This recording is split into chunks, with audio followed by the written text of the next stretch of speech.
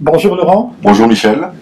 C'est un plaisir de te rencontrer et surtout de voir ta voiture. C'est assez extraordinaire en 2015 de voir une voiture de rallye de 1978. Oui, ça a déjà un certain âge, oui. Ne dis pas ça parce que c'est l'année de ta naissance. 37 ans, oui. D'accord. Peux-tu nous expliquer un peu tes motivations d'être passionné à ce point par une voiture sportive populaire de cette époque? Oui. Je pense qu'à mon avis, j'ai dû avoir mon vaccin avec une aiguille de compteur d'Opel.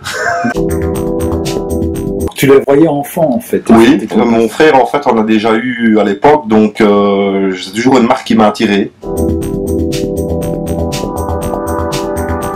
Je l'ai retrouvé dans une grange, oui, elle était là depuis 88 et je l'ai acquis en 2013. Elle a un passé de rallye parce que tu Oui. as dit qu'il y a des autocollants qui montrent que certains pilotes l'ont utilisé. Oui, c'était José Larep en 83 qui a participé au RAC Rally en Angleterre, l'Hunsrück Rally en Allemagne et des épreuves en Belgique qui comptaient pour le championnat d'Europe. Ici, on est dans une catégorie 2 litres, 2000 Oui. cm3. Quelle est la puissance relative de la voiture? Ici, c'est une version groupe 2, donc je pense à le tir dans les 170-180 chevaux. Quand tu dis groupe 2, Oui. ça veut dire qu'il y avait la même voiture en groupe 1 ou bien c'était une catégorie Donc, de voitures? c'était la même voiture, mais elle avait des homologations pour le groupe 2 avec des pièces comme certaines pièces qui étaient homologuées en version groupe 2 pour la rendre un peu plus performante. Un certain jour de 2013, Oui. tu as l'opportunité d'acquérir cette voiture. Oui. Quelle est la réflexion qui te vient à l'esprit au moment où on te donne cette opportunité? Je n'y croyais pas.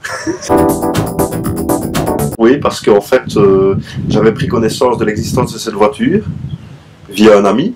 Et alors, j'ai transmis mes coordonnées à mon ami et je lui ai demandé si ton papa la vend, ça m'intéresse. Et toi, tu as une formation de mécanicien. Oui, je suis mécanicien, oui, c'est mon métier. Le fait d'avoir un moteur de 78, c'est Oui. un avantage pour un mécanicien. Ça. Ouais, c'est facile, c'est la mécanique de base. D'accord. Est-ce qu'on peut découvrir le moteur? Bien sûr, suivez-moi.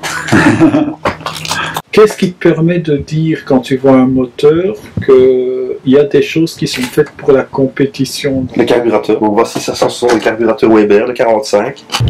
Voilà.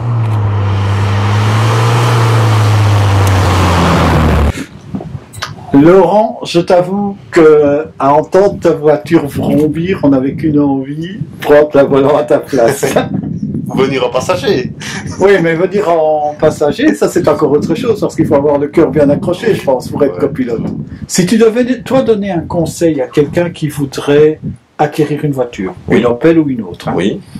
qui a probablement un passé de course, à quoi faut-il faire particulièrement attention? Il faut connaître le modèle et savoir que forcément, avec la qualité des tôles de l'époque, les voitures rouillent assez bien. Donc ici, moi, les cadettes, je les connais quand même pas mal, donc je sais à quoi je dois regarder. Après avoir démonté les ailes, le capot, les portières, je me suis rendu compte qu'elle n'était pas si abîmée que ça. C'était beaucoup de la rouille de surface. Et elle passe à un contrôle technique spécial pour les véhicules de rallye. D'accord. Oui. Et donc à chaque rallye, il y a le contrôle technique. Oui, il y a un contrôle technique pour l'épreuve, mais il y a aussi un contrôle technique civil qui doit avoir lieu tous les 6 mois.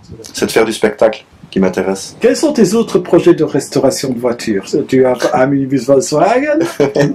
J'ai encore une BMW M3 E30 de 86 qui est en Cèdre.